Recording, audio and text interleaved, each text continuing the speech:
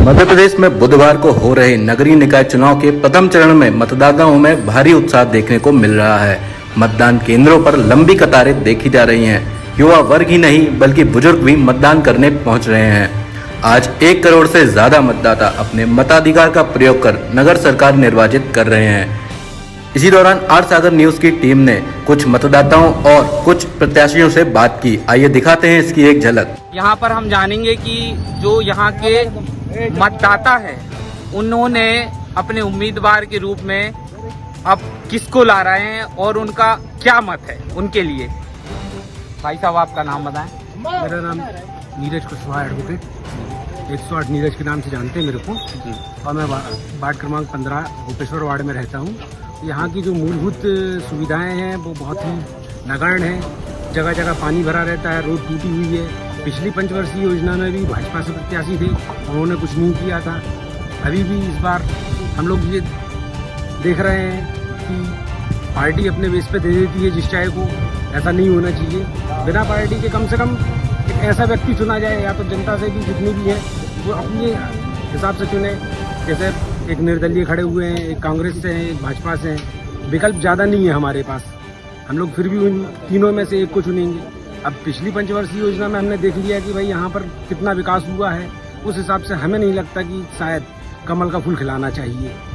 अब बचे 2 पार्टी, तो एक निर्दलीय है और एक कांग्रेस से है। तो कांग्रेस का प्रत्याशी जो थोड़ा सा लग रहा है कि हाँ काम कर सकता है, यहाँ पर निकालेगा, तो इसलिए हम लोग जितना भी जनता का रुझान जा रहा है कांग्रेस के प्रत्याशी। आपने अपना उम्मीदवार कुछ अपेक्षाओं के साथ कुछ आपकी कुछ मांगे हैं, एक मूलभूत एक वारसत से जनता की बीच की जो आज एक आप जो मत दे रहे हैं और इस मत से 5 साल के लिए आपके बीच आपकी समस्याओं के लिए आपके द्वार आपका पार्षद आएगा। तो आप अपने पार्षद को कैसा और किस रूप में देखना चाहते हैं? सबसे बड़ी बात यह है, पार्षद उम्मीदवार ऐसा होना चाहिए कि जनमानस में चाहे कोई बुजुर्ग हो या कोई बच्चा उससे फेस टू फेस बात कर सके, अपनी समस्याओं को रख सके, ना कि कोई ऐसा दबंग रखे कि भाई उससे मिलने में उसकी वहाँ तक पहुँच ना सके। सबसे बड़ी बात। और दूसरी देखिए, कोई भी पार्टी हो भ्रष्टाचार सब में होता है, पर उसके साथ साथ काम हो, ये सबसे बड़ी बात है कि नहीं।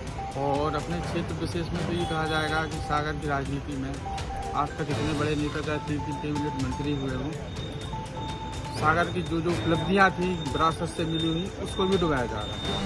चाहे एसएसएल का मामला हो, चाहे Madhya Pradesh training police centre हो, आज के समय में कुछ नहीं बचा।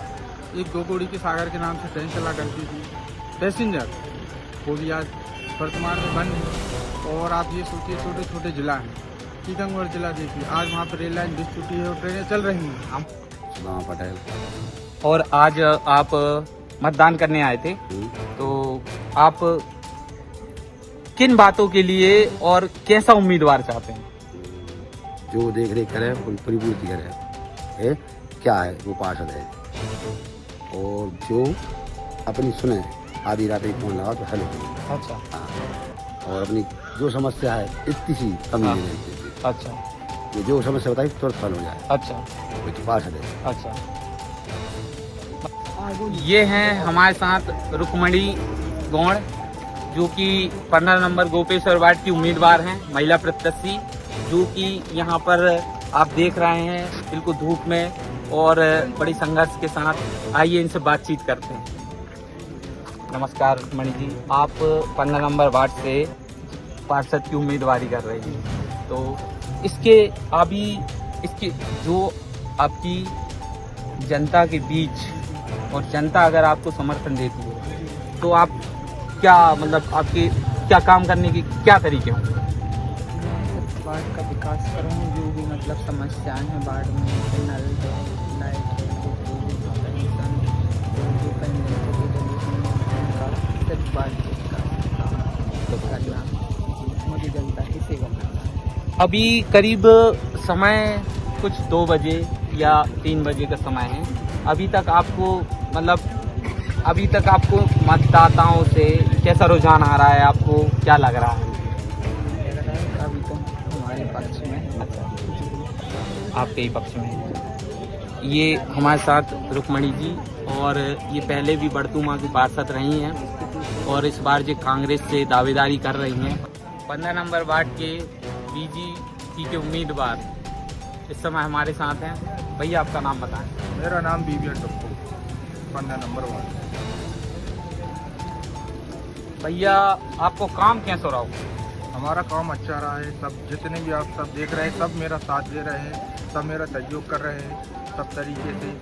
जितने भी अपने घर वाले परिवार वाले हैं, सबको अपने अपने मम्मी पापा सबको लेके आ रहे हैं, सब मेरा सपोर्ट कर रहे हैं। लेकिन भैया हमने इतनी जनता से पूछी है, सुबह बहुत से आदमी या कह रहे हैं कि भैया इनने जहाँ काम होने चाहिए, जो काम होने चाहिए थे वो काम हुए नहीं। वो काम कहाँ आपने ऐसी कमी रह गई, और ऐसी अब फिर आप जनता के समक्ष हो कि आप जनता आपको फिर चुने, एक इलाज है आपका क्या वो चाहते? काम कुछ नहीं रहेगा, काम थोड़े बहुत रह गए हैं। और जनता मुझको प्यार करती थी, आशीर्वाद है उनका, उनने मेरे को फिर से चुना है। जो कुछ काम रह गए हैं वो काम फिर से होंगे। ऐसा नहीं है कि काम नहीं होंगे, वार्ड में बहुत काम हुए हैं। हमारे बड़े भाई जो पहले 15 नंबर से पार्षद थे विक्की भैया, उनने भी बहुत काम कराए हैं। कुछ काम रह गए हैं, ऐसे काम छूटे नहीं है। कुछ नई कॉलोनियाँ बन गई थी वहाँ पे, अब अचानक रोड नहीं बन सकती थी, लेकिन नई कॉलोनी बनी है, रोड बनेगी, पहले नहीं थी अब बनेगी।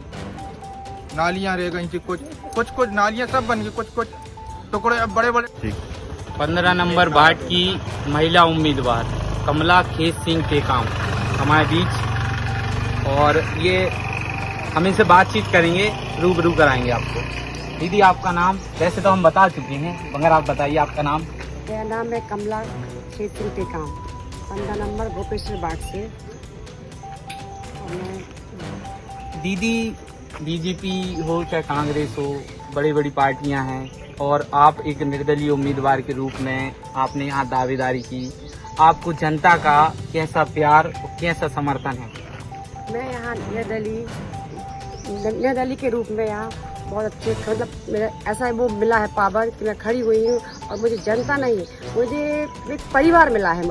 मेरा जो परिवार है, मैं यहाँ इतने सालों से रह रही हूँ, मुझे जनता नहीं, मुझे परिवार मिला। और इन परिवार के बीच में अगर मुझे जनता अपना वो समर्थन देती है कि एक पार्षद बनाने का, तो मैं सबसे पहले एक काम करूँगी, ये कि आज जो मतलब मतदान हुआ है यहाँ पे, तो जनता बहुत परेशान हुई है इस वार्ड में उस वार्ड में। तो मैं सबसे पहले एक काम ये करूँगी कि जो अपने वार्ड की है महिलाएं हैं जो, उनको अपन एक ही उसमें रखेंगे, या इधर नहीं, कैसे बटालियन का क्षेत्र है तो बटालियन में ही रखेंगे। मतलब आपका कहना है कि जो यहाँ के बटालियन में निवासी हैं उनका किसी दूसरे वार्ड में नाम है, वो कहीं और चले गए, वार्ड ऐसा हुआ है ना?